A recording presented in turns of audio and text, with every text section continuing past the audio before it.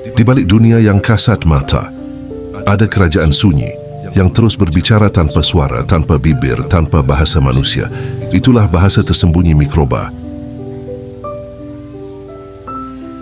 Virus tak punya mulut, tapi ia ahli berbisik pada DNA.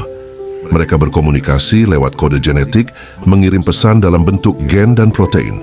Ketika satu mikroba menulari satu sel, virus lain di sekitarnya bisa mendengar sinyal kimia yang akan menentukan apakah harus menyerang atau menunggu agar koloni mereka tidak musnah bersama. Ini disebut quorum sensing versi virus bahasa diam di antara pasukan tak bernyawa. Virus bisa saling ngasih sinyal lewat sel yang mereka infeksi. Mereka ngobrol buat nentuin siapa yang duluan memperbanyak diri, kerja sama kalau musuh mereka, si sistem imun datang, atau malah bersaing supaya hanya satu jenis virus yang menang di dalam satu sel. Ibaratnya kayak geng kecil yang kadang kerja sama. Kadang saling jegal, tapi tetap saling tahu keberadaan masing-masing. Bakteri bicara lewat molekul kimia yang mereka lepaskan. Saat jumlah mereka sedikit, mereka diam, tapi saat sudah cukup banyak, mereka sepakat untuk menyerang, tumbuh, atau bersembunyi. Itu yang disebut quorum sensing, bahasa rahasia yang membuat mereka bertindak serempak seolah punya kesadaran bersama. Penjelasan gampangnya, bakteri ngeluarin molekul ke lingkungan, semacam bau kimia yang bisa dihitung jumlahnya. Kalau baunya makin kuat, tandanya populasi mereka banyak, mereka sepakat mulai aksi bareng, bikin racun, bikin lendir pelindung yang disebut biofilm, atau berhenti bergerak dan mulai berkembang biak. Kayak grup chat mikroba.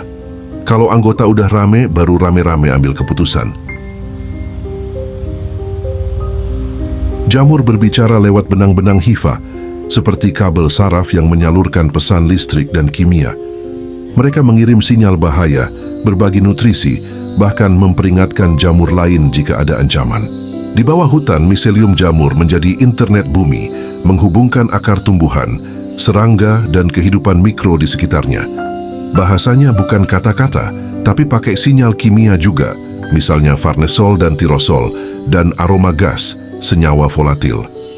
Penjelasan gampangnya, jamur bisa cium bau dari jamur lain buat tahu kondisi sekitar. Kalau udah terlalu banyak, berhenti tumbuh atau ubah bentuk.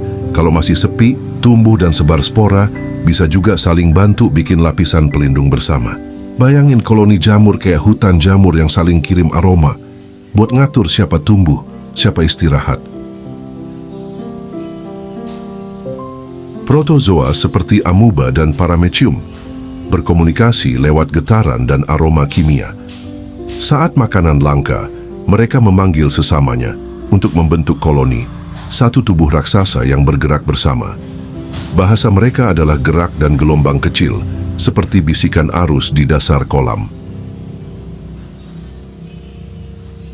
Alga berbicara lewat warna dan cahaya. Mereka mengubah pigmen saat stres, mengirim sinyal bagi koloni lain agar berhenti tumbuh. Ada juga yang menggunakan molekul halus untuk memberitahu, air ini terlalu panas, terlalu asin. Bahasa mereka adalah tarian foton, bahasa yang hanya dimengerti oleh laut dan matahari. Parasit tak berbicara, ia meniru bahasa inangnya. Ia menipu sistem imun, memakai sinyal kimia tubuh korban untuk menyamar sebagai teman. Ada yang bahkan bisa mengirim pesan ke otak, mengubah perilaku makhluk yang ditumpanginya. Bahasanya adalah ilusi, sandi kimia yang membuat predator dan mangsa menjadi satu tubuh.